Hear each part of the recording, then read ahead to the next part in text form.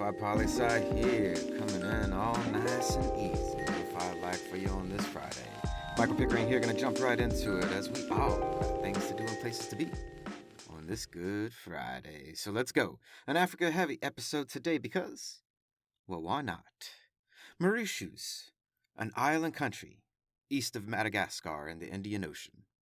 It became an independent country in 1968 during African decolonization. But just before they were decolonized by the UK separated the Chagos Islands for themselves and still have them because, well, you see, people, colonization never really ended. It's still going on all around the world. But in 2019, the International Criminal Court, that's the ICC, ruled in favor of Mauritius in taking back their islands. And the UK's response, you may be asking out there? Well, they shrugged and said, "Oh, I don't think so." Well, Mauritius this week said, "We're going to check out our islands." And this time, without the UK's permission because, well, they don't need it. It's their islands. You go ahead, Mauritius. You go and get your islands back. And UK, how about, oh, I don't know. Stop being an asshole and give back what you stole. Come on now, you can do it. It's 2022. Now, to another piece of colonization-related news. It's been 125 years, this year, since the British punitive expedition. And if that time frame and that name doesn't, well, it's more horrible colonization history. Straight up, that's what it is. You see, Great Britain went into Benin City, which is currently in the West African country of Nigeria. But they went to Benin City and stole, pillaged, plundered thousands upon thousands of pieces of art, while massacring many of the people who created that art. And more today, African countries, they want their art back. They want their culture back, their history back, their heritage. And one of the many problems with returning this stolen art, though, is lots of it is held not only by Western government museums, who don't want to give it up, but lots is held by private collectors that have what is considered legal proof of ownership and proof of purchase. Now, of course, to African countries, this is a shit excuse not to give back their art. But the courts in many of those countries, well, this muddies the water. And, a question to you, lo-fi listeners out there. Should people who own stolen art be compensated for it if they give it back? And who would compensate them if they were? Write in, peeps, but for real. Give Africa their art back, people. It's 2022. Now, staying in Western Africa and an update to events in Guinea Bissau, where we almost saw our second overthrow of a government this year. But it wouldn't have been a military coup, we finally know, even though people are still calling it a coup and whatnot. So the shakedown, breakdown of it all. One of the people being blamed for it, that was seen at the attempted overthrow, was a former Navy admiral. Now, that admiral hadn't been part of the military for quite some time. He was convicted of drug trafficking by the U.S. around 2013, 2014. So, this was not an attempted military coup. It was a former military person trying to overthrow the government, a hostile takeover, a revolution. Because, you see, a true military coup would have been people from within the government's military itself, overthrowing their own leaders. And that's an important distinction, to be sure, because one says the government of a country is crumbling from within and attacking itself. The other is an outside force. Now, we're still unsure exactly what's happening to the former Navy admiral, but we will certainly be watching to find out, and we'll keep you updated, lo-fi listeners. Now, let's head on over to the complete opposite side of Africa, the island country of Madagascar, to the southeast of the African coast. Now, a massive cyclone with maximum wind speeds of 145 miles per hour hit the country. And tragically, a great many people have lost their lives. And right now, around 50,000 people have been displaced and counting. Natural disasters, people, they're real. But natural disasters for island countries, well, that's a bit more real. And natural disasters for island countries, that are also developing countries. Well, that's a lot. And then when you add on top of it, Madagascar is one of the most impoverished countries in the world. You see, not only are they more susceptible to unbroken winds of storms, or major sea surges, or mass flooding, but because they're an island and a developing country, people have very little option as far as where to go. If a storm hits your country and it's larger than the size of your country, you have to leave the entire country to evacuate. But if you're living in a developing area, you likely don't have the money to evacuate, and especially to buy passage by boat or air to evacuate. And then think of this. Once the storm passes, rebuilding isn't as simple as sending in essential supplies like food, water, clothing, electricity, trucks, anything like this. But it's not as easy as sending it all in via a truck on a highway. You have to fly it in, or sail it in. All disaster relief supplies to the country have to be shipped in or flown in, because they're an island. And because they're a developing country, it makes rebuilding even more difficult, because the government doesn't have a lot of money to rebuild with. Eyes up on Madagascar, people. There's a lot going on for them this week. Now let's head west a bit and go on over to Central Africa, to Uganda and the Democratic Republic of Congo.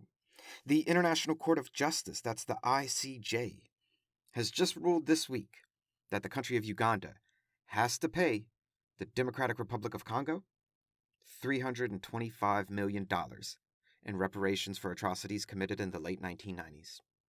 And so, without getting way deep into the history lesson of the conflict that relates to all this, and relates to actually a lot of other African countries, we're using this to talk about the International Court of Justice, especially since we just finished talking about the International Criminal Court. So the ICJ orders Uganda to pay the Democratic Republic of Congo $325 million for horrible acts committed over 20 years ago. Our question: does Uganda have to pay that money? And if they do not, what will the ICJ do to Uganda? Question mark. And the answer is the same as far as what the ICC did to the UK for not giving back the islands to Mauritius. Absolutely nothing. The ICC and the ICJ can do almost nothing to countries that don't follow their rulings. Remember, there is no such thing as a global planet Earth government.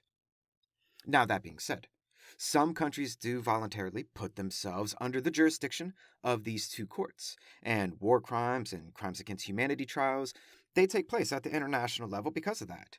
And no, before you even ask, the United States does not put itself under these jurisdictions, but you already knew that because, well, there's no way the US would, you know it. But even for countries who do, if they decide to go against the ruling, then there's still not much that can be done about it. But word is, Uganda and the Democratic Republic of Congo are beginning to talk and iron this thing out themselves. So we'll keep you updated on how this plays out moving forward. Lots and lots going on around the world, people. Let's go ahead and switch gears a little bit, though, and check out what's coming out at a cinema near you this weekend. You know I like to talk movies and tell you what's up in the world. We have coming out Cosmic Dawn, Blacklight, Marry Me, Super Cool, and Death on the Nile, and so much more. Check your local listings and local infomercials to see what's coming out at a theater near you. And write us a review if you go out to the movies. Tell us how it was, what'd you go see, and how much candy did you sneak into the show this week, because I know you sneaky. Now let's end out on some not-so-heavy headlines. Yes, indeed. Out in space, because you know we always got to get our space on. A solar storm just wrecked around 40 new satellites that SpaceX, yes, Elon Musk, just launched into space. And scientists say this is the largest grouping of satellites to be taken out by such a storm. And they were all SpaceX's. Go figure that. I mean, think of it. Around 40 satellites, all taken out by a single solar storm. Crazy out there for real. And out in Europe, scientists are still playing with fusion power, but they are making some serious progress and have more than doubled the amount of energy that they were able to previously create via this fusion power process. And if you're like, what is this fusion stuff I speak of? Well, you see, there's nuclear power splitting the atom and all that stuff. We got that. Cool, cool, cool. But the sun and the stars, well, they're powered by a process called fusion. And that's what we're talking about here. Scientists are literally trying to harness the power of the stars down here on Earth. We'll keep you updated. And out in Russia, Google is fined about $52,526 for violating Russian law and not removing banned content. I'm sure Google's crying over that 52K. But you know it's funny. Tech and social media companies regularly get hit with small amounts like this from Russia. Never the big dollar amounts like you see in European cases. I mean, it's almost like someone in Russia is just taking a quick bribe or extorting some money to let business keep going as usual. Question mark? You tell me right in, people. And to the United States we go on this next one. For all our pet-friendly people out there, a cat that was lost in Maine in the U.S. in 2015 has been found in Florida in 2022. It was reunited with its family and happily ever after and all that blah-de-blah-de-blah. But you know, I bet you're thinking what I'm thinking, really. Some parent, they said, for my kid's birthday, I'm going to find a cat that looked just like our old cat and give it to my kid and say, surprise! And people have done weirder things, it's true. But I kept looking into this because, of course I did, it's Friday, But the family's veterinarian confirmed the cat's identity by checking for the original microchip that was placed in the cat over 6 years ago. And voila, a cat from Maine had been in Florida for 6 years and then somehow gets reconnected with its family in Maine? Okay, look, this story really raises way more questions than it answers, because that's some stroke of luck. And surely I do not believe in luck, only random chance. And this? Oh, no, I do not think so. Right, and you tell me, people, what really went down with this cat's journey. And now for a last piece to close us out on. We've been saying that we were gonna do some form of an audio version of Letters of the Lofi Poli Sci. Well, here we go. Let's get it started. Other writers out there, if you're down, come with it. Everyone wants to hear your words directly from you. And these next ones are mine. For all of you out there. From Issue 2, Volume 2, They Can't Stop the Signal. This piece is entitled, What's in My Voice? I sit here wondering if my words possess purpose. I sat here trying to figure out the meaning of my thoughts. I wander back and forth within my head, getting lost along the way. Do I even have a voice? I hear myself talking to myself, waiting for a response. I ask the questions, and yet I hear no reply. Silly perhaps, surely I could answer myself if I willed it to be so. Do I have a voice? I audibly hear myself more than most, and yet I hear no internal response to myself. I sit staring at the screen. Nothing is coming. Do I even have anything to say? The smell of phenomenal food fills the air, fresh-baked bread. My hunger grows, my stomach churns. Though not for this food. I want more. Do I have anything to say? Am I intellectually empty? Am I failing on fumes? Am I a wandering philosopher, with nowhere left to go, and nothing left to say? Surely, this cannot be the case. My voice is my passion my life.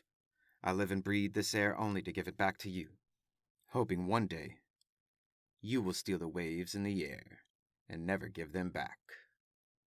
My voice is yours, and immortal are our words.